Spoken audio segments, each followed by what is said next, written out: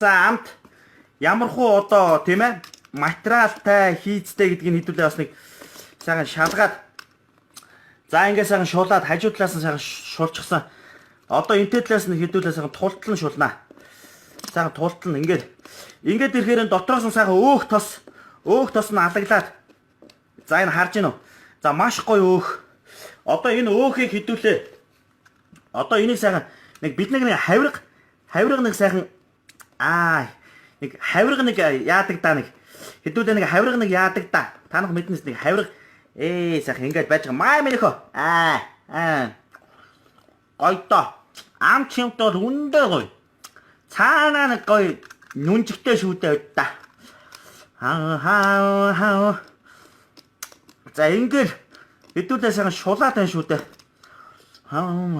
За энэ үрэ жоохон юм үсрэг байгаад энэ үсрэг нь болохоор энэ одоо барын үсээр хийсэн байгаа. Барын арьсаар хийсэн байгаа тий.